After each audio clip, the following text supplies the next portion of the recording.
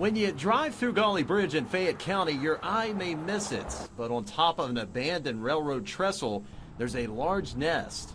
Recently, that was home to a family of ospreys, but tragedy struck in June.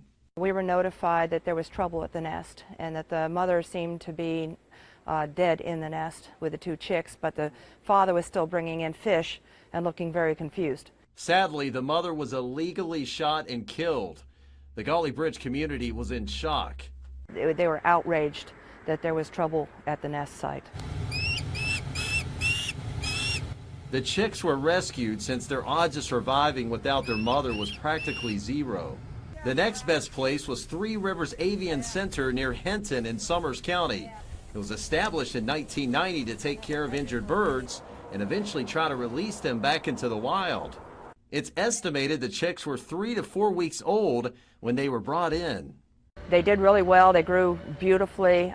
We put them in the flyway that we have, the continual flyway at the Avian Center in the flight barn.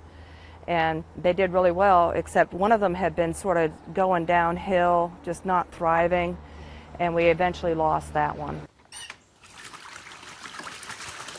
The other siblings survived, enjoying bath time and feeding on a lot of trout supplied by the West Virginia DNR along the way. Ospreys are raptors, or birds of prey. Fishing comes easy to them with their sharp talons and eyesight. Osprey have had a very hard time. They were on the endangered species list for a while, and we're starting to see more and more of them. So now you'll actually see osprey on most of the major waterways. Back in July, it was time for the osprey to go home. It was a special moment that many people came out to see.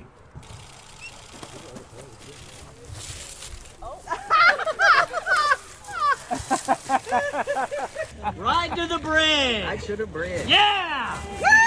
Woo!